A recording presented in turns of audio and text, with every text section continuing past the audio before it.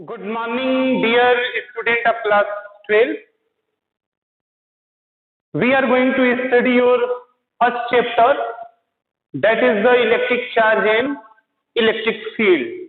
Understand? Before starting this lesson, we have to cover some topic.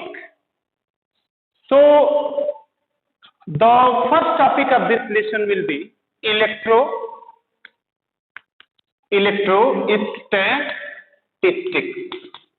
Electrostatics. What is electrostatics? We have to know because it is the initial topic of your first chapter. As it is clear from the electrostatics, it is made up of two words. One is the electro and another one is statistics.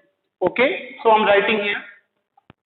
इलेक्ट्रोस्टैट दो word से मिलकर बना है, जैसा कि आप लोग जानते हैं. पहला आपका इलेक्ट्रो और दूसरा स्टैटिस्टिक्स, यानी इलेक्ट्रो प्लस स्टैटिस्टिक्स. इलेक्ट्रो का मतलब होता है कि इलेक्ट्रॉन, जैसे कि इलेक्ट्रो इंडिकेट कर रहा है इलेक्ट्रॉन की तरफ, और इलेक्ट्रॉन हम जानते हैं कि एक चार्ज पार्टिकल होता है, यानी इलेक्ट्रो मतलब चार्ज. और स्टैटिस्टिक्स अगर हम देखें तो क्लास 11th में स्टैटिस्टिक्स पढ़े हैं. इसका मतलब ये होता है at rest condition, means at rest condition. यानी इलेक्ट्रोस्टैटिस्टिक्स फिजिक्स का एक ऐसा ब्रांच होता है जिसमें हम चार्ज के प्रॉपर्टी के बारे में पढ़ते हैं, और वो भी चार्ज हमारा रेस्ट कंडीशन में होता है. तो जब चार्ज के प्रॉपर्टी को रेस्ट कंडीशन में स्टडी किया जाता है, यानी चार्ज हमारा जब रेस्ट कंडीशन में होता है, तब हम उसके प्रॉपर्टी को स्टडी करते हैं कि कौन कौन सा वो प्रॉपर्टी जनरेट करता है. तो उसको हम बोलते हैं इलेक्ट्रोस्टैटिस्टिक्स. और चार्ज बेसिकली जो हमारी प्रॉपर्टी जनरेट करेगी वो electric field, electric force, electric potential energy and so on. इस तरह से हमारी जो है चार्ज प्रॉपर्टी डेवलप करती है जब वो रेस्ट कंडीशन होती है. यानी आपका इलेक्ट्रोस्टैटिस्टिक्स क्या है? तो इलेक्ट्रोस्टैटिस्टिक्स मतलब होता है it is a branch of physics. It is a branch of physics in which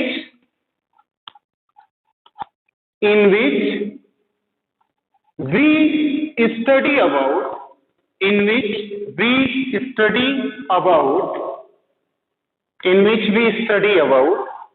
property of charge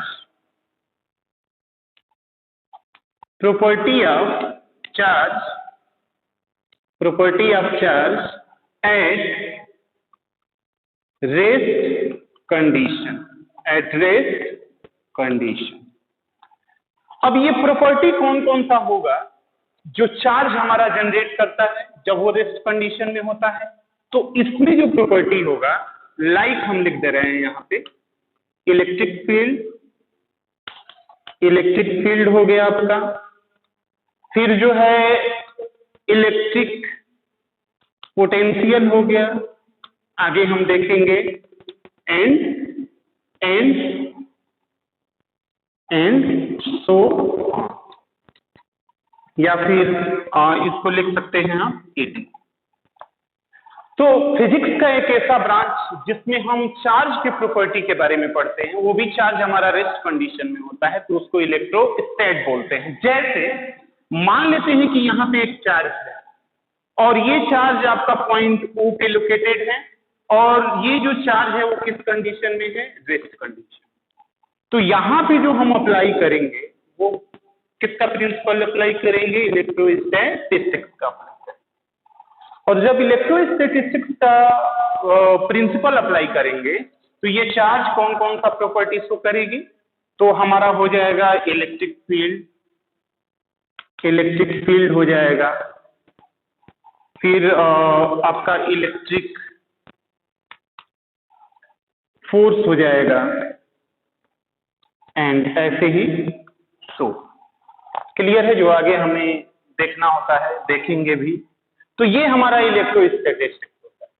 इसमें दो वर्ड हमारे सामने आया है, पहला इलेक्ट्रो और दूसरा चार्ज। अब हम ये देखेंगे कि ये इलेक्ट्रो वर्ड क्या होता है और दूसरा चार्ज क्या होता है, कहां से इसकी उत्पत्ति हुई, ओरिजिन या डिस्कवरी कहां से हुई इलेक्ट्रो की या चार्ज की, ये सारी चीजें हम देखते हुए आगे बढ़ेंगे। तो अगला जो टॉपिक होता है इसमें इलेक्ट्रोस्टैट में, वो हमारा होता है इलेक्ट्रिसिटी। यानी अब जो हमें पढ़ना है डियर स्टूडेंट, वो इलेक्ट्रिसिटी के बारे में पढ़ना है या इलेक्ट्रिफिकेशन के बारे में पढ़ना है।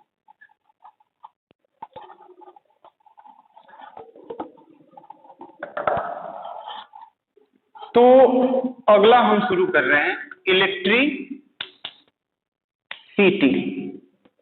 और यहां पे हम लिख दे रहे हैं इलेक्ट्रिफिकेशन। इलेक्ट्रिफिकेशन, देखिए इलेक्ट्रिफिकेशन या इलेक्ट्रिसिटी क्या होता है। इलेक्ट्रिसिटी नाम का जो वर्ड है 600 बीसी में, अबाउट 600 बीसी में सबसे पहले अंबर नाम का एक सबस्टांस था, जिसको कि हम उल या फिर सिल्क के क्लॉथ से जब रब किए तो देखा ये गया कि उसमें छोटे छोटे पार्टिकल को अपने तरफ अट्रैक्ट करने की प्रॉपर्टी डेवलप हो जा रही है। यानी वो जो अंबर नाम का सबस्टांस है वो लाइटर ऑब्जेक्ट को अपने तरफ अट्रैक्ट करने लगा जब उसको हम उल से या फिर सिल्क क्लॉथ से रब किए। क्योंकि अंबर को ग्रीक वर्ड में इलेक्ट्रो बोला गया, जिससे कि हमारा ये इलेक्ट्रिसिटी वर्ड एग्जिस्टेंस में है। क्लियर है? यानी अंबर को ही ग्रीक वर्ड में जो है इलेक्ट्रिसिटी बोला गया, क्योंकि सबसे पहला ये प्रॉपर्टी अंबर नामक सबस्टांस में देखा गया, इसलिए उसके नाम पर ही हम इलेक्ट्रिसिटी रख दिए। क्लियर है? यानी इलेक्ट्रिसिटी में क्या है जरा देखिए, अराउंड 600 बीसी। सबस्टांस मतलब एक सबस्टांस था, सबस्टांस नेम्ड अंबर। उस सबस्टांस का नाम क्या था? अंबर था। ये substance named Ambar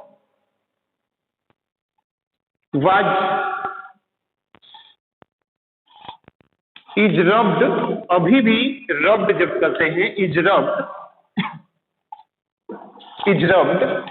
with wool और silk cloth. Amber acquires the property to attract smaller lighter object।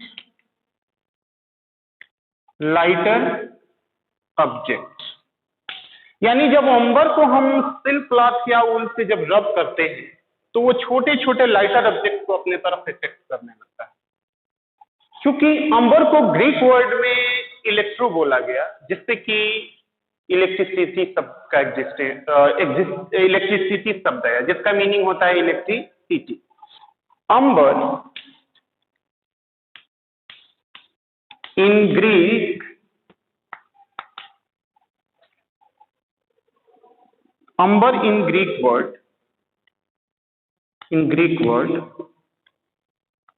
word means electron।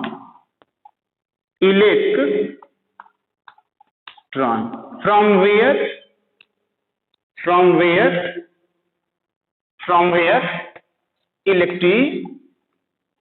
electricity comes,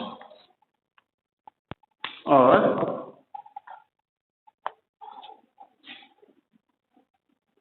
electricity comes, वहीं से ये हमारा इलेक्ट्रिसिटी शब्द जो है डिस्कवर किया गया सबसे पहले। क्योंकि सबसे पहला बोर्ड हमने जो है कि अंबर में अराउंड 600 BC। अब नेचर में केवल अंबर ही ऐसा सबस्टांस नहीं था जो छोटे छोटे लाइटर ऑब्जेक्ट को अपने तरफ अट्रैक्ट कर रहा था। ऐसे बहुत सारे सबस्टांस थे जो अंबर जैसा बिहेव शो करते, यानी वो उनमें भी वो प्रॉपर्टी आ जाती थी जब उसको रब करते थे कि वो छोटे छोटे सबस्टांस को अपने तरफ अट्रैक्ट करे। जैसे अगर हम कॉम्ब को ले लें, कॉम्ब को अगर हम अपने बाल ड्राई हेयर से पास करें तो कॉम्ब लाइटर ऑब्जेक्ट को अपने तरफ अट्रैक्ट करता है। जैसे पीस ऑफ पेपर हो गया, लिप्स हो गया, इन सारी चीजों को कॉम्ब अट्रैक्ट करने लगता है। बेसिकली पीस ऑफ पेपर से अगर एक्सपेरिमेंट करें तो पाएंगे कि जो कॉम्ब होता है जब हम ड्राई हेयर से पास करके पीस ऑफ पेपर के पास ले जाएंगे तो उसको अट्रैक्ट करेगा। ऐसे ही ग्लास रड को अगर हम सिल्क क्लॉथ या ऊल से रब करें और छोटे छोटे पीस ऑफ पेपर और लिप्स लाइटर ऑब्जेक्ट के पास ले जाएंगे तो देखेंगे कि वो भी अट्रैक्ट कर रहा है। यानी नेचर में केवल हमारा अंबर ही एक सबस्टांस नहीं था जिसमें ये प्रॉपर्टी डेवलप आ रही है। ऐसे बहुत सारे ऑब्जेक्ट थे जिनको रब करने के बाद वो प्रॉपर्टी शो कर रहे हैं, जो कि हमारी प्रॉपर्टी अंबर शो। क्लियर है? तो उस फिनोमिना को ही हम बोलते हैं इलेक्ट्रिसिटी या इलेक्ट्रिफिकेशन। यानी कहने का मतलब ये है कि जो इलेक्ट्रिसिटी है, अगर हम देखें इलेक्ट्रिसिटी तो क्या है? when some two object, when some two body is, when some two body is rubbed with each other, they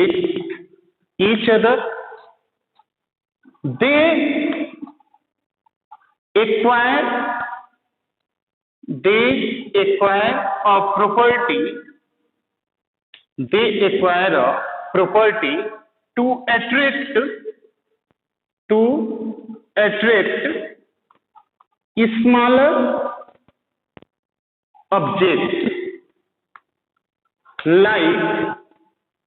smaller object like piece of paper,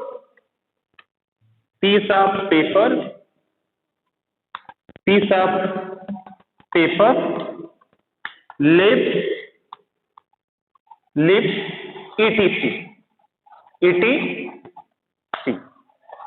which is known as electricity. इस property को ही या इस process को ही जिसके द्वारा वो object छोटे छोटे लाइटर ऑब्जेक्ट को अपने तरफ अट्रैक्ट करने लग रहे हैं हम इलेक्ट्रिसिटी बोलते हैं।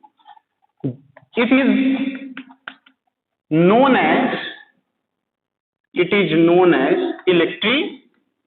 Electricity.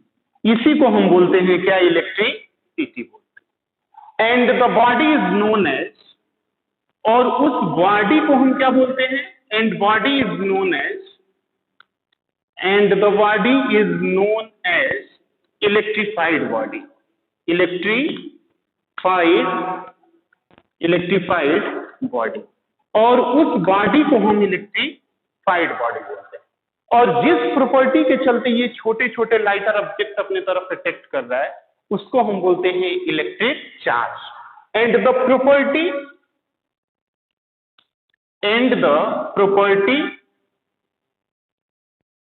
by which body attract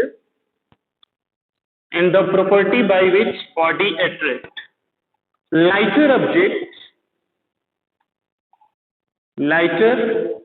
object is known as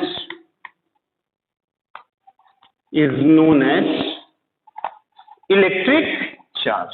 उसको हम क्या बोलते हैं? इलेक्ट्रिक चार्ज बोलते हैं। यानी जब दो बॉडी को हम एक दूसरे के साथ अगर रब कर रहे हैं तो बॉडी में ऐसी प्रॉपर्टी डेवलप हो जाती है कि वो छोटे छोटे स्मॉलर ऑब्जेक्ट को अपने तरफ क्या कर रहा है? अट्रैक्ट करने लगता है, जिसको कि हम इलेक्ट्रिफिकेशन या इलेक्ट्रिसिटी बोलते हैं। जो बॉडी छोटे छोटे लाइटर ऑब्जेक्ट को अपने तरफ अट्रैक्ट कर रही होती है उसको हम इलेक्ट्रिफाइड बॉडी बोलते हैं, और जिस प्रॉपर्टी के चलते वो अट्रैक्ट करती है उस प्रॉपर्टी को ही हम बोलते हैं इलेक्ट्रिक चार्ज। यानी इलेक्ट्रिक चार्ज एक तरह का एडिशनल प्रॉपर्टी डेवलप हो रही है बॉडी पे, या ऐसे कहिए बॉडी पे डेवलप एक ऐसी इंटिटी है जिसके चलते वो बॉडी दूसरे बॉडी को अपने तरफ क्या कर रही है, अट्रैक्ट कर रही है। क्लियर है? तो आगे हम देखेंगे इसके बारे में। जैसे एग्जाम्पल के बारे में अगर हम बात करें इस इलेक्ट्रिसिटी का, तो एग्जाम्पल क्या क्या होगा? तो एग्जाम्पल में होगा, फॉर एग्जाम्पल हम यहाँ पे देख रहे हैं इलेक्ट्रिसिटी का,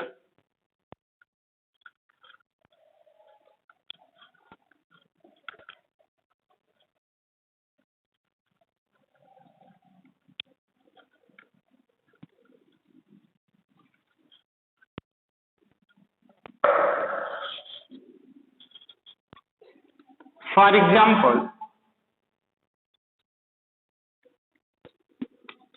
पहला एग्जाम्पल हम इलेक्ट्रिसिटी में देखते हैं कि वेन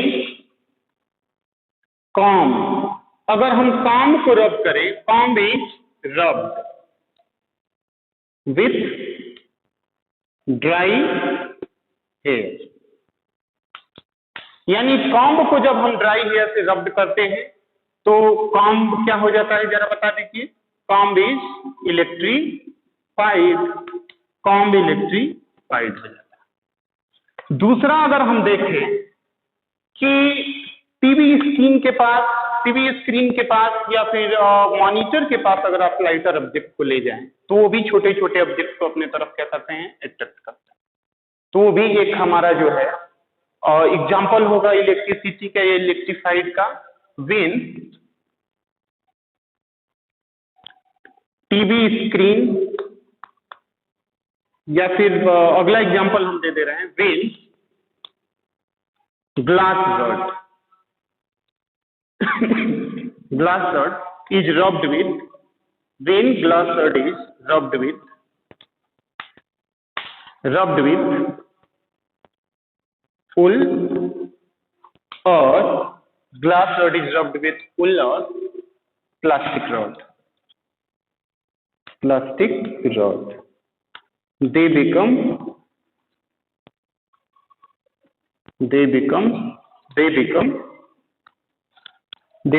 electrified, वो इलेक्ट्रीफाइड हो जाते हैं। ऐसे ही अगर तीसरा एग्जाम्पल आप देखेंगे, प्लास्टिक रड नहीं, sorry, when rubbed with woollen और silk cloth. Third example is plastic rod with cat fur, वो भी क्या हो जाएंगे, हमारे इलेक्ट्रीफाइड। तो ये हमारा इलेक्ट्रिफिकेशन हुआ और ये इलेक्ट्रिफिकेशन के कुछ एग्जाम्पल हो गए। अब हम आगे जो है देखेंगे कि चार्ज क्या होता है। क्लियर है? इलेक्ट्रो जो था हमने देख लिया, यानी कैसे इलेक्ट्रिसिटी एग्जिस्टेंस में आया। अब हम देखेंगे कि एक्चुअली में ये चार्ज क्या होता है। क्लियर है? तो यहाँ पे हम लिखने जा रहे हैं चार्ज।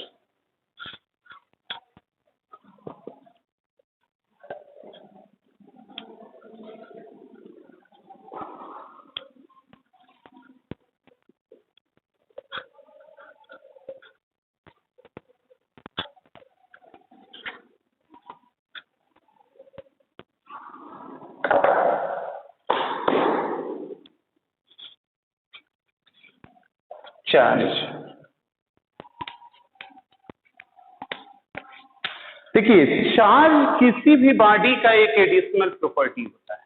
जैसे अगर कोई भी बॉडी है तो सबसे जो पहली प्रॉपर्टी होगी वो ये होगी कि बॉडी है तो मास होगा, लेकिन मास के अलावा बॉडी पे एक अलग प्रॉपर्टी डेवलप हो जाती है, जिसके चलते वो बॉडी किसी दूसरे बॉडी को अट्रैक्ट करने लगता है या फिर रिपल करने लगता है। उस प्रॉपर्टी को ही हम बोलते हैं चार्ज बोलते हैं। क्लियर है? तो चार्ज को डिफाइन करने के लिए सबसे पहले हम जो है एक एक्सपेरिमेंट करने जा रहे हैं कि कैसे पता चला इस चार्ज के बारे में, या कैसे बता सकते हैं कि ये बॉडी हमारी जो है चार्ज बॉडी है या इस बॉडी पे चार्ज। क्लियर है? तो इस एक्सपेरिमेंट में जैसे हम यहाँ पे लिख रहे हैं, एक एक्सपेरिमेंट करने जा रहे हैं, एक्सपेरिमेंट 1। दो ग्लास रड लेते हैं, लेट अस सपोज कि हम 2 ग्लास रड लेते हैं और दोनों ग्लास रड को 2 सिल्क क्लॉथ या फिर उल के साथ रब करते हैं और रब करने के बाद अलग अलग पोजीशन पे हम इसको क्या करते हैं, पुट अप करते हैं। कहने का मतलब ये है कि लेट अस सपोज कि यहाँ पे एक आपका ग्लास रड है, ये आपका पहला ग्लास रड है, यानी ग्लास रड आपका ये फर्स्ट ग्लास रड है, और दूसरा हम यहाँ पे एक ये पुटअप कर रहे हैं बॉडी जो सिल्क क्लॉथ है। आप इसको सिल्क क्लॉथ मान सकते हैं या फिर उल मान सकते हैं। क्लियर है? सिल्क क्लॉथ या उल, और ये आपका पहला ग्लास रड। दूसरा ग्लास रड हम यहाँ पे पुटअप कर रहे हैं, यानी ये आपका सेकंड ग्लास रड है, और यहाँ पे हम एक फिर पुटअप कर रहे हैं, क्या जरा बता दीजिए, सिल्क क्लॉथ और उल पुटअप कर रहे हैं। अब करते ये हैं कि सबसे पहले इस फर्स्ट ग्लास रड को इस सिल्क क्लॉथ या उल के साथ रब करते हैं, फिर ऐसे सेकेंड ग्लास रड को इस सिल्क क्लॉथ या उल के साथ रब करते हैं। यानी अब हम जो है इन दोनों में क्या कर रहे हैं, रबिंग कर रहे हैं। रबिंग करने के बाद पहले ग्लास रड को हम यहाँ पे पुटअप कर रहे हैं, और फिर जब इन दोनों को रबिंग कर रहे हैं, रबिंग करने का मतलब क्या हुआ कि इस ग्लास रड को इस सिल्क क्लॉथ या उल के साथ जब हम रब कर रहे हैं तो इस ग्लास रड को जो है हम लाकर यानी यहाँ पे पुटअप कर, यानी ये आपका पहला ग्लास रड हुआ, ग्लास रड पहला और ये ग्लास रड सेकंड। क्लियर है? और ऐसे ही इस सिल्क क्लॉथ को जो हमने इस रॉड के साथ रब किया था हम यहाँ पुटअप कर रहे हैं, और सिमिलरली सिल्क क्लॉथ को हम यहाँ पुटअप कर रहे हैं। यानी ये दोनों को क्या है जरा बता दीजिए, सिल्क क्लॉथ है, ये भी आपका सिल्क क्लॉथ है। और यहाँ पे जो है लिख दे रहे हैं ग्लास रड, ये आपका बना।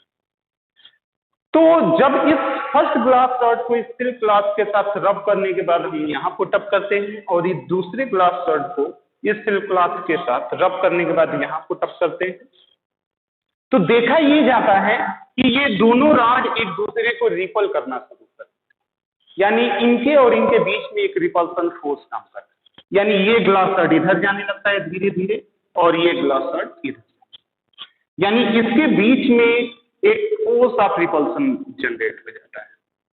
फोर्स ऑफ रिपल्सन क्या होता है जरा बता दीजिए, जनरेट होता है, जनरेट होता है।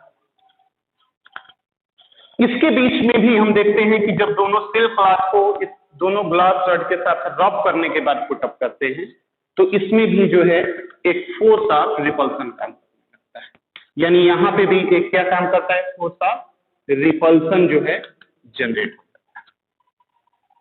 अब इन दोनों ऑब्जर्वेशन के बाद हम क्या कंक्लूजन निकालते हैं? कंक्लूजन ये निकालते हैं कि यहाँ पे भी ग्लास रड है, यहाँ पे भी ग्लास रड है, यहाँ पे भी सिल्क क्लॉथ है, यहाँ पे भी सिल्क क्लॉथ है। जब नेचर सेम है तो इसके बीच जो है फोर्स ऑफ रिपल्सन काम कर रहा है। यहाँ पे भी नेचर सेम है तो इसके बीच भी फोर्स ऑफ रिपल्सन काम कर रहा है। लेकिन जब हम यहाँ पे एक ग्लास रड को पुटअप कर रहे हैं और यहाँ पे एक हम सिल्क क्लॉथ को पुटअप कर रहे हैं, यानी फिर यहाँ पे जो है एक सिल्क क्लॉथ जब हम पुटअप कर रहे हैं तो देखा ये गया कि ग्लास रड इस सिल्क क्लॉथ को अपने तरफ अट्रैक्ट कर रहा है, और सिल्क क्लॉथ भी ग्लास रड को अपने तरफ क्या कर रहा है, अट्रैक्ट कर रहा है। यानी इन दोनों के बीच जो है क्या जनरेट हुआ जरा बता दीजिए, force of attraction, force of attraction due to force of attraction generate due to an entity. यानी अब जो है हम ये कंक्लूजन निकाल सकते हैं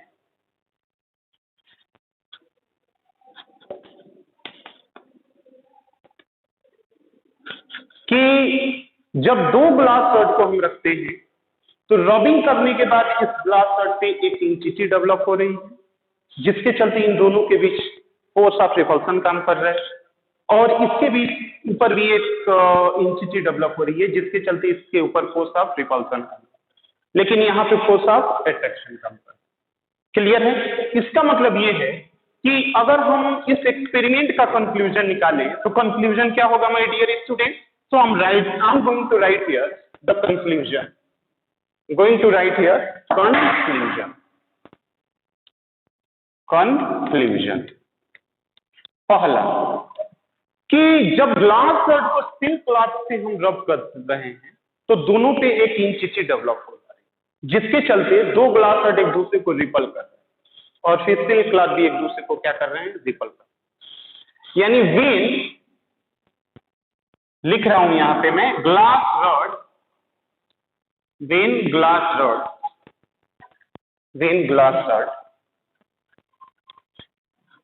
is rubbed with silk cloth, an entity developed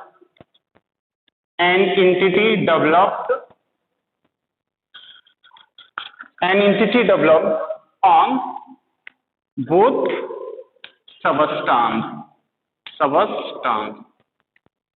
और उसी इंटिटी को हम बोलते हैं charge, which is called as charge. दूसरा कंक्लूजन हम क्या निकालते हैं? क्योंकि जब दो ग्लास रॉड को हम पुट अप कर रहे हैं तो दोनों के बीच फोर्स ऑफ रिपल्सन काम कर रहा है और दो स्टील क्लॉथ को पुट अप कर रहे हैं तो दोनों के बीच यहां भी क्या कर रहा है? रिपल्सन काम कर रहा है। लेकिन जब एक ग्लास रॉड और एक स्टील क्लॉथ को पास पुट अप कर रहे हैं तो यहां अट्रैक्शन काम कर, यानी ये जो इंटिटी डेवलप हो रही है दोनों पे अलग अलग डेवलप हो रही है।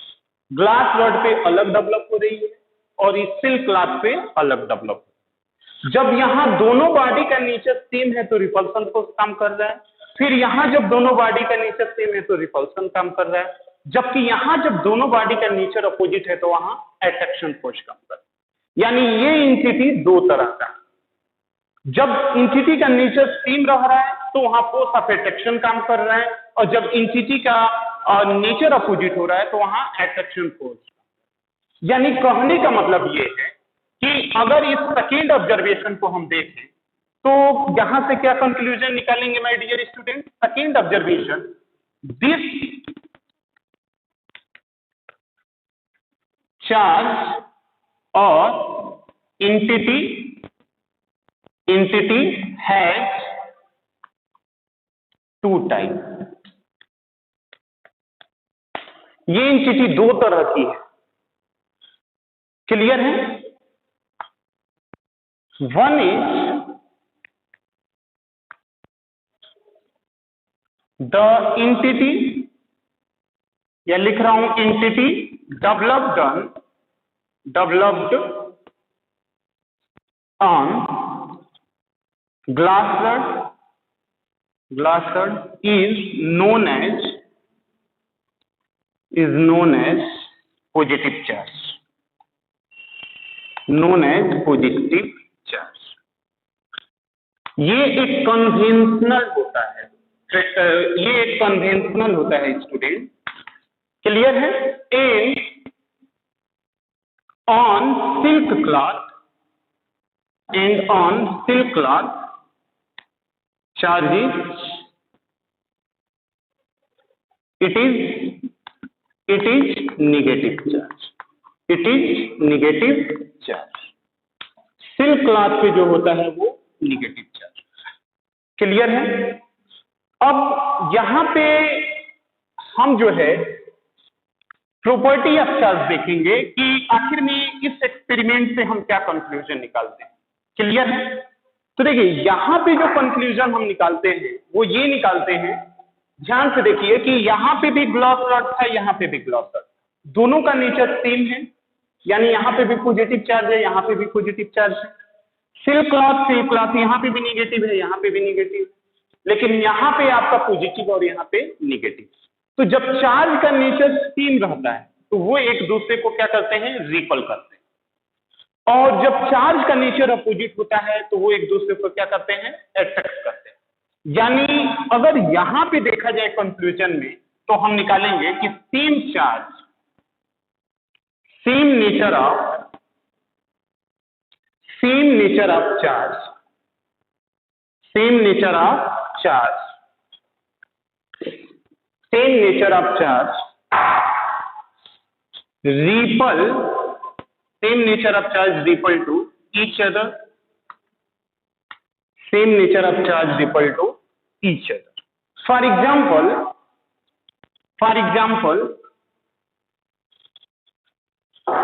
यहां पे हम पॉजिटिव चार्ज पुट अप कर रहे हैं, यानी आपका ग्लास रॉड हो गया, ग्लास रॉड, और यहां पे भी जो है ग्लास रॉड पुट अप कर रहे हैं, यानी प्लस चार्ज। यहां पे जो है माइनस क्यू चार्ज, जो कि हमारा सिल्क क्लॉथ था, और यहां पे भी माइनस क्यू चार्ज, यानी सिल्क क्लॉथ। तो इसके बीच क्या काम करेगा जरा बता दीजिए? रिपल्सन फोर्स काम करेगा, जो कि हमने एक्सपेरिमेंट में देखा है। और यहां पे भी क्या काम करेगा जरा बता दीजिए? रिपल्सन काम। क्लियर है?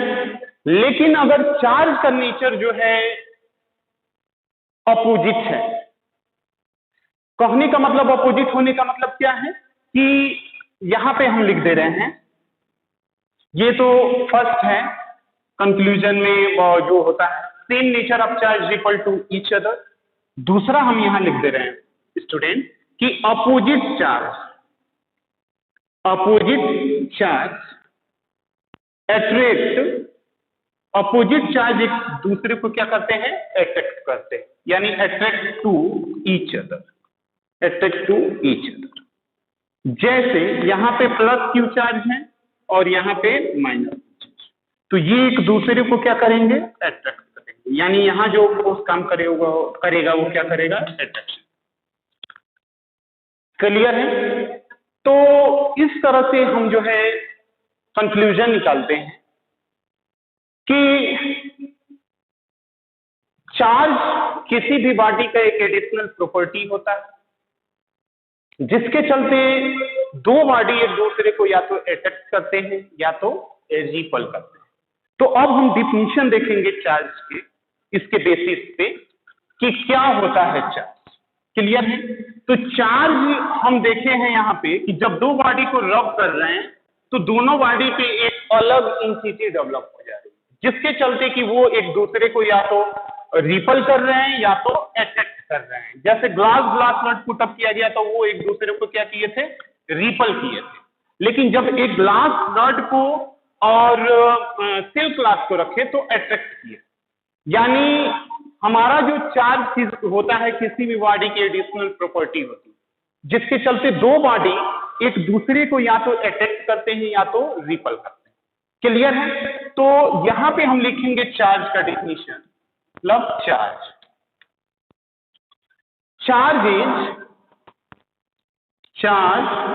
Is an additional property, charge is an additional property of a body by virtue of its body repel or attract to each other. Okay? या फिर दूसरा जो है आप लिख सकते हैं डिफिनीशन चार्ज का, charge is an intrinsic property of an substance और पार्टिकल मान सकते हैं, fundamental particle. Okay, we have seen the charge, we have defined the charge. Now we are going to see kind of charge on the basis of that experiment. Okay, so I'm writing here kind of kind of charge. दो तरह के charge होते हैं। पहला आपका होगा positive charge, जो कि हम देखे हैं, पहला पॉजिटिव चार्ज। और जो दूसरा होता है स्टूडेंट, वो होगा आपका कौन सा चार्ज? Negative charge. यानी एक पॉजिटिव चार्ज और दूसरा निगेटिव चार्ज। पॉजिटिव चार्ज और निगेटिव चार्ज। क्लियर है? अब ये पॉजिटिव चार्ज क्या बताता है, आगे हम देखेंगे कि पॉजिटिव चार्ज जो होता है वो इंडिकेट करता है इफिशियंसी या, यानी ये डिफिशियंसी या, आगे हम देखेंगे इसको। अभी आप फिलहाल के लिए जो यहाँ पे समझ लें, डिफिशियंसी या इलेक्ट्रॉन, यानी जब किसी बॉडी पे इलेक्ट्रॉन की कमी हो जाती है तो वो बॉडी पॉजिटिव चार्ज हो जाता है, यानी उस पर जो चार्ज डेवलप होगा वो पॉजिटिव चार्ज। और निगेटिव चार्ज का मतलब ये होता है इफिशियंसी ऑफ इलेक्ट्रॉन। क्लियर है? अब काइंड ऑफ चार्ज के बाद हम यूनिट ऑफ चार्ज देखते हैं। क्या देखते हैं? यूनिट ऑफ चार्ज देखते हैं। तो जो चार्ज की एसआई यूनिट होती है, यानी एसआई यूनिट ऑफ जो चार्ज होता है इज कूलाम, वो हमारा कूलाम होता है, जिसको कि हम सी से इंडिकेट करते हैं। और स्मॉलर जो यूनिट होते हैं, जो स्मॉलर यूनिट ऑफ चार्ज होते हैं, स्मॉलर यूनिट ऑफ चार्ज, जैसे आपका 1 माइक्रो कूलाम हो गया, बराबर होता है 10⁻⁻6 कूलाम के। 1 माइक्रो कूलाम जो बराबर होता है 10⁻12 कूलाम। क्लियर है? तो kind of charge, unit of charge हो गया। अब इसके बाद हम जो है आगे फर्दर इंस्टॉलेशन में जो देखेंगे वो ये देखेंगे कि काइंड ऑफ चार्ज के बाद जो हमको देखना है, जो जानना है, वो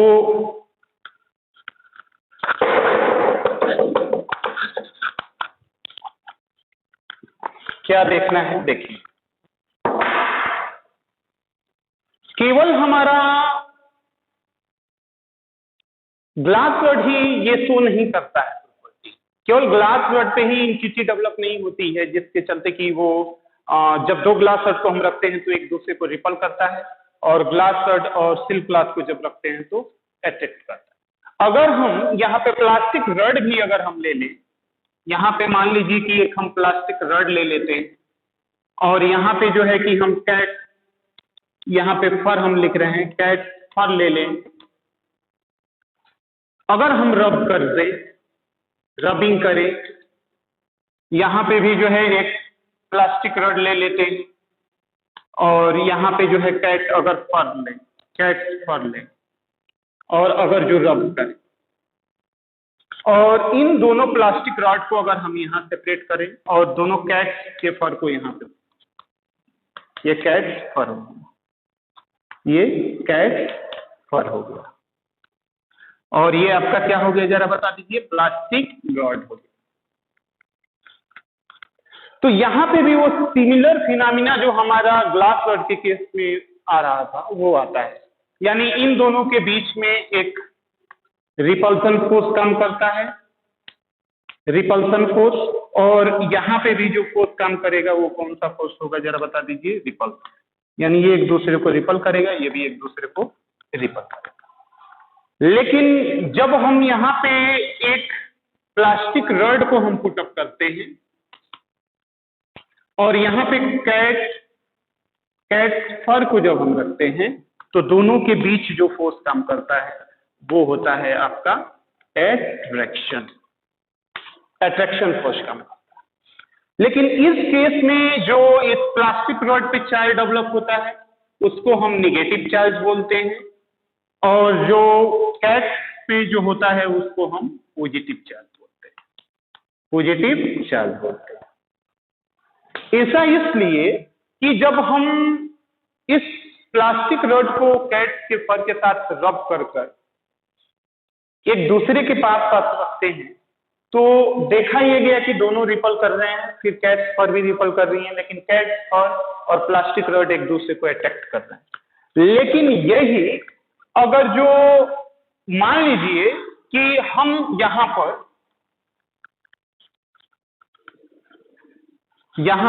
एक हम यहां पे मान लीजिए कि ग्लास रड को पुट अप कर रहे हैं, जैसा कि यहां पे दिख रहा है ग्लास रड को, और यहां पे अगर हम प्लास्टिक रड को पुट अप करें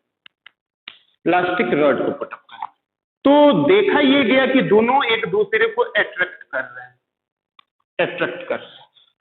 जब इस पे हमारा पॉजिटिव चार्ज है, अट्रैक्शन कब होगा? जब चार्ज दोनों एंटिटी अपोजिट नेचर की होगी। जब इस ग्लास रड पे पॉजिटिव चार्ज है, यानी अगर इस पे पॉजिटिव चार्ज है, इस पे अगर जो है पॉजिटिव चार्ज है, तो इस पे कौन सा चार्ज होगा जरा बता दीजिए?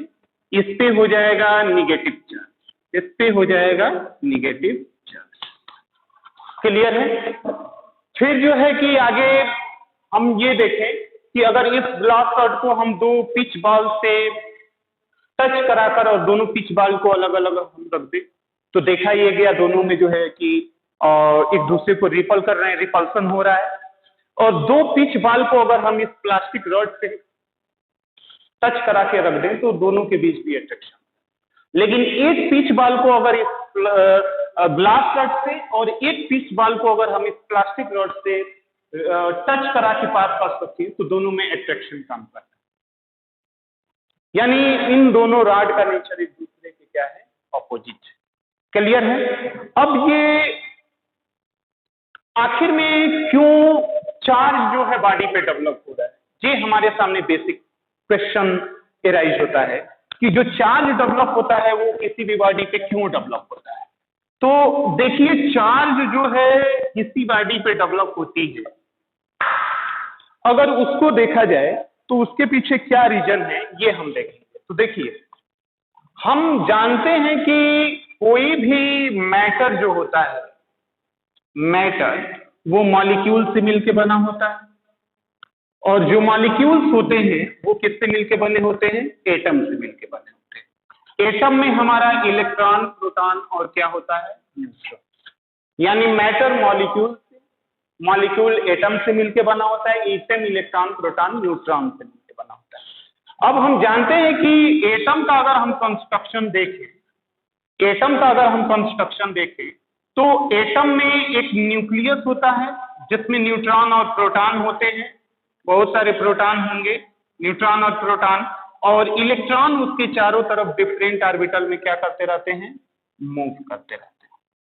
यानी ये हमारा जो है ऑर्बिटल है जिसमें इलेक्ट्रॉन चारों तरफ क्या करते रहते हैं? मूव करते रहते हैं। ये एटम का न्यूक्लियस हो गया, ये इलेक्ट्रॉन जो है इधर। इसको हम आउटर ऑर्बिटल बोलते हैं और इसको हम इनर ऑर्बिटल बोलते हैं। चूंकि ये इलेक्ट्रॉन इस न्यूक्लियस से कम दूरी पे लोकेटेड है, यानी ये शॉर्टर डिस्टेंस पे है, तो इसके और इसके बीच जो फोर्स काम करेगा प्रोटॉन और इलेक्ट्रॉन के बीच, वो ज्यादा काम करेगा।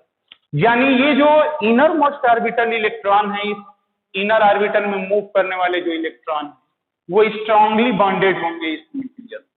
यानी यहां पे जो इनर मोस्ट, हम यहां पे लिख रहे हैं inner most orbital electron, inner most orbital electron is tightly bond with, किसके साथ टाइटली बाउंड होते हैं? न्यूक्लियस। तो जब ये टाइटली बाउंड होंगे न्यूक्लियस के साथ, तो इसको निकालने के लिए ज्यादा एनर्जी की आवश्यकता हो, यानी हम इस इलेक्ट्रॉन को जो इनर मोस्ट ऑर्बिटल में है बाहर नहीं निकाल सकते, क्योंकि इसको निकालने के लिए ज्यादा अमाउंट ऑफ एनर्जी की जरूरत है। लेकिन अगर इस आउटर मोस्ट ऑर्बिटल के इलेक्ट्रॉन को देखें, आउटर मोस्ट ऑर्बिटल इलेक्ट्रॉन को, तो डिस्टेंस ज्यादा है इसके तुलना में, ये इतना है, ये इतना है। जब डिस्टेंस ज्यादा है तो इसके बीच फोर्स कम काम करेगा, क्योंकि हमारा जो F होता है इनवर्सली प्रोपोर्शनल टू 1/r²। जब R अधिक होगा तो ये क्या हो जाएगा, कम होगा। यानी आउटर मोस्ट ऑर्बिटल के इलेक्ट्रॉन जो होते हैं वो कैसे होते हैं जरा बता दीजिए, लूजली बॉन्डेड होते हैं। लूजली क्या होंगे, बॉन्डेड विथ किसके साथ लूजली बॉन्डेड होंगे, तो न्यूक्लियस के साथ ये लूजली बॉन्डेड होंगे। जब लूजली बॉन्डेड होंगे तो आराम से इसको जो है बाहर निकाला जा सकता है, क्योंकि इसको कम एनर्जी की आवश्यकता होगी आउटर मोस्ट ऑर्बिटल से बाहर निकालने के लिए। यानी ये क्या किए जा सकते हैं, इजिली विथ ड्रॉन किए जा सकते हैं, इजिली विथ ड्रॉन किए जा सकते हैं। क्लियर है? यानी किसी भी एटम से आउटर मोस्ट ऑर्बिटल के इलेक्ट्रॉन को बाहर निकाला जा सकता है, या इलेक्ट्रॉन को बाहर से आउटर मोस्ट ऑर्बिटल में दिया जाता है। इस इनर मोस्ट ऑर्बिटल इलेक्ट्रॉन को न तो हम बाहर निकाल सकते हैं, न तो किसी इलेक्ट्रॉन को हम इनर मोस्ट ऑर्बिटल में दे सकते हैं, और प्रोटॉन को तो निकालना कभी पॉसिबल ही नहीं। यानी यहां से अगर जो हम देखें तो ये कंक्लूजन निकालते हैं, पहला, it is only possible, it is only possible to remove electron or insert electron in outermost orbit of atom। दूसरा जो है, प्रोटॉन को कभी न्यूक्लियस से बाहर नहीं निकाला जा सकता, बहुत ज्यादा एनर्जी होती है न्यूक्लियर बाइंडिंग। क्लियर है? तो हम यहां लिख रहे हैं, proton can not be remove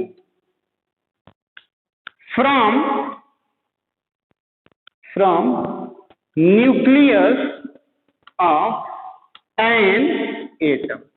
यानी किसी एटम के न्यूक्लियस से प्रोटॉन को हम बाहर नहीं निकाल सकते। जब भी बाहर निकालेंगे तो हम आउटर मोस्ट ऑर्बिट का जो इलेक्ट्रॉन होगा उसको बाहर निकालेंगे, या इलेक्ट्रॉन को आउटर मोस्ट ऑर्बिटल में इंसर्ट करेंगे। क्लियर है?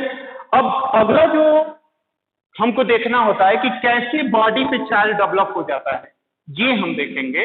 तो देखिए कैसे जो है हम इसको एक्सप्लेन कर रहे हैं, यानी इलेक्ट्रिसिटी का एक्सप्लेनेशन क्या है, कैसे ये चार्ज बॉडी पे डेवलप होते हैं, ये हमें देखना है। तो मानिए कि हम जानते हैं कोई भी बॉडी होती है वो छोटे छोटे मॉलिक्यूल और मॉलिक्यूल एटम से मिलकर बने होते हैं। यानी ये आपका न्यूट्रॉन और प्रोटॉन हो गया, इलेक्ट्रॉन इसके चारों तरफ क्या करता रहता है, मूव करता रहता है। फिर हमारी यहाँ पे एक बॉडी हो गई, ये न्यूट्रॉन और प्रोटॉन हो गए, और इलेक्ट्रॉन इसके चारों तरफ क्या करते रहेंगे, मूव करते रहेंगे। जब दो बॉडी को, ये मान लीजिए कि बॉडी ए और ये बॉडी बी हो, अगर हम रब करेंगे यानी रब्ड करते हैं, तो इन दोनों बॉडी में से किसी एक बॉडी का यदि आउटर मोस्ट ऑर्बिटल का इलेक्ट्रॉन लूजली बॉन्डेड है, मान लेते हैं कि ये वाला जो इलेक्ट्रॉन है जो यहाँ पे है, ये कैसा है जरा बता दीजिए, लूजली बॉन्डेड है, लूजली बॉन्डेड है। तो ये इलेक्ट्रॉन क्या करेगा कि जब दोनों को रब करेंगे तो एनर्जी मिलेगा, एनर्जी डेवलप होगा इन दोनों सरफेस के बीच में। ये इलेक्ट्रॉन एनर्जी को लेगा और फिर जो है यहां से यहां आ जाएगा, यहां से जो है यहां पे आ जाएगा, यहां इलेक्ट्रॉन है, यहां से इस बॉडी पे आ। चूंकि यहां से इलेक्ट्रॉन इस बॉडी पे जा रहे हैं, जैसा कि आप देख रहे हैं डायग्राम पे, तो यहां पे क्या होगा कि इलेक्ट्रॉन बढ़ जाएगा और यहां पे इलेक्ट्रॉन क्या हो जाएगा, घटेगा। तो यहां पे क्या बढ़ेगा जरा बता दीजिए, यहां पे हम लिख रहे हैं efficiency of, there will be efficiency of electron. Body A पे इफिशियंसी ऑफ इलेक्ट्रॉन होगा, इसलिए हमारी जो बॉडी होगी वो क्या हो जाएगी, निगेटिव हो जाएगी। और यहां पे क्या हो जाएगा, डिफिशियंसी होगा, यानी डिफिशियंसी ऑफ इलेक्ट्रॉन होगा, इसलिए ये बॉडी क्या हो जाएगी, पॉजिटिव। ये बॉडी हमारी B। इसीलिए बॉडी पे जो है कि डेवलप हो जाता है चार्ज। क्लियर है, जब रब करते हैं दोनों बॉडी। तो ये हमारा जो है एक्सप्लेनेशन था। अब क्वेश्चन ये राइज होता है कि कैसे हम चार्ज को डिटेक्ट करते हैं कि किसी बॉडी पे चार्ज है या नहीं। क्लियर है, तो चार्ज को डिटेक्ट करने के लिए एक डिवाइस बनाया गया था जिसको कि गोल्ड लीफ इलेक्ट्रोस्कोप बोलते हैं। यानी अब जो हम पढ़ेंगे वो पढ़ेंगे गोल्ड लीफ इलेक्ट्रोस्कोप। तो यहां पे हम लिखने जा रहे हैं गोल्ड लीफ इलेक्ट्रोस्कोप। क्या होता है ये गोल्ड लीफ इलेक्ट्रोस्कोप? तो ये एक ऐसी डिवाइस है जिसके द्वारा हम किसी भी चार्ज को डिटेक्ट करते हैं, यानी पता लगाते हैं कि इस बॉडी पे चार्ज है कि नहीं, और है तो उस चार्ज पे कितना, उस बॉडी पे कितना अमाउंट ऑफ चार्ज। क्लियर है, यानी गोल्ड लीफ इलेक्ट्रोस्कोप क्या होता है जरा बता दीजिए। ईटीजे डिवाइस या एक तरह का डिवाइस होता है जो क्या करता है, to detect the charge on a body. Charge on a body, जो किसी भी बॉडी पे चार्ज को बताता है। क्या इसका कंस्ट्रक्शन होता है, यानी ये कैसे मिलके बना होता है? तो कंस्ट्रक्शन में क्या होता है इस गोल्ड लीफ इलेक्ट्रोस्कोप में कि एक आपका वन मेटल रॉड होता है, एक मेटल की रॉड होती है, प्लस एक इसमें जो है कि गोल्ड लिप्स होती हैं, और प्लेट बोल सकते हैं, गोल्ड प्लेट बोल सकते हैं, थीन गोल्ड प्लेट, और जो है लिप भी बोल सकते हैं इसको। बनता कैसे है? तो हम एक क्या करते हैं कि ग्लास विंडो ले लेते हैं, इस तरह का क्यूबॉइड टाइप का। ये हमारा जो है ग्लास का बना होता है, यानी ग्लास विंडो हम यहां लिख देते हैं, जो भी हो ग्लास विंडो। यहां पे मेटल रॉड होता है, ये जो है मेटल नॉब होता है, मेटल नॉब इसको हम लिख देते हैं, मेटल नॉब। यहां पे दो गोल्ड की लिप्स लगी होती, और ये लिप्स जो है कुछ इस तरह से गोल्ड लिप्स लगी। अब जिस बॉडी पे चार्ज को डिटेक्ट करना होता है, हम इस डिवाइस के द्वारा उस चार्ज को डिटेक्ट करते हैं। कैसे करते हैं?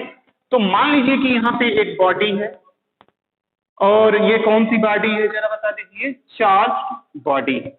अब इस चार्ज बॉडी को हम यहाँ पे कनेक्ट कराते हैं, इस यहाँ पे कनेक्ट कराते हैं, यानी ये कनेक्ट कराते हैं। जब यहाँ पे कनेक्ट कराते हैं तो ये चार्ज यहाँ गोल्ड लिप पे जाता है, जो कि हमारा ये क्या होता है, गोल्ड लिप्स होती हैं। तो जब चार्ज हमारा यहाँ गोल्ड लिप्स पे जाती हैं तो ये डाइवर्ज करने लगता है, ऐसे ऐसे जो है डाइवर्ज होने लगता है, जैसे कि देख रहे हैं आप लोग, ये डाइवर्जन होने लगता है। यानी जहां पे हम लिख रहे हैं जो गोल्ड लिप्स होती हैं, गोल्ड लिप डाइवर्ज,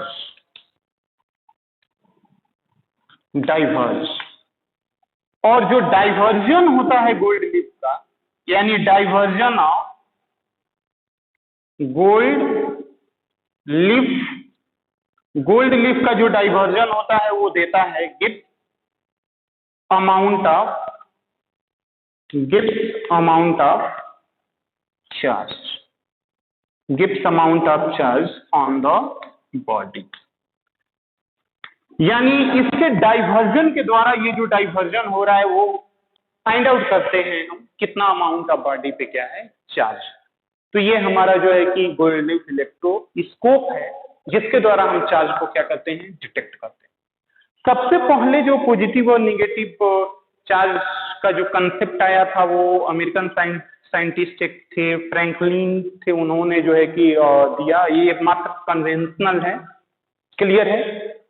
तो हमने जो इसमें पढ़ा वो ये पढ़ा चार्ज में कि सबसे पहले हमने इलेक्ट्रोस्टैटिस्टिक्स के बारे में जाना, जो कि मैंने बताया था कि ये ऐसा फिजिक्स का एक ब्रांच होता है जिसमें प्रॉपर्टी ऑफ चार्ज के बारे में हम स्टडी करते हैं, लेकिन चार्ज हमारा रेस्ट कंडीशन में होता है। दूसरा, इलेक्ट्रिसिटी देखें, जब दो बॉडी को रब करते हैं तो बॉडी स्मॉलर ऑब्जेक्ट को अपने तरफ अट्रैक्ट करने लगती है, उसी को हम बोलते हैं इलेक्ट्रिसिटी। उसके बहुत सारे एग्जाम्पल हमने देखे।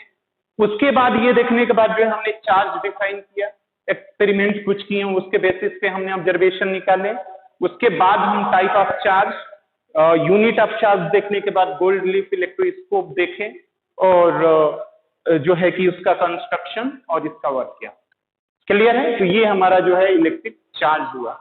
अब अगला जो हमें देखना है वीडियो, वो प्रॉपर्टी ऑफ चार्ज होगा, यानी जो नेक्स्ट लेक्चर होगा वो हमारा जो टॉपिक होगा वो मैं लिख दे रहा हूं अभी, प्रॉपर्टी ऑफ चार्ज होगा, प्रॉपर्टी ऑफ चार्ज। तो यहां पे लिख रहे हैं, the next topic is property of charge, property of charge. Thank you.